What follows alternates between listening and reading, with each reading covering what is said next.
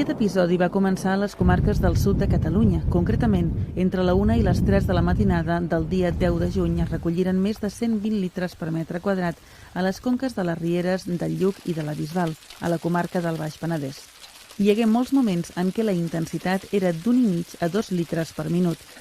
A l'endemà, el paisatge que oferia la població era desolador. Doncs bé, ja ho veieu. Aquesta estació meteorològica pertany a l'Institut Nacional de Meteorologia i fa 10 anys que està instal·lada en aquesta zona, veritablement al costat del torrent, i francament jo penso que algun dia passaria el que ha passat, que s'ha desbordat el torrent i l'estació meteorològica ha quedat destrossada. Doncs fa 10 anys que es prenen dades i sí que ha baixat altres vegades enrere, però aquest any, com poden comprovar, ha sigut desastrós. En els darrers 5 anys, aquesta és la segona vegada que ha succeït. Concretament, l'última va ser l'any 95, però aquesta ha estat molt més forta.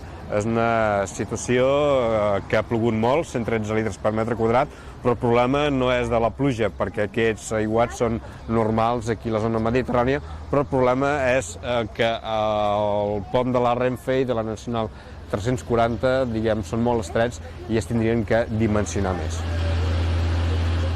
L'estació meteorològica d'aquí al Vendrell, estadísticament, anualment cauen de mitjana 530 litres per metre quadrat, però en 4 hores, aquesta darrera matinada, n'han caigut 113. És a dir, que ha estat una situació veritablement de forta precipitació.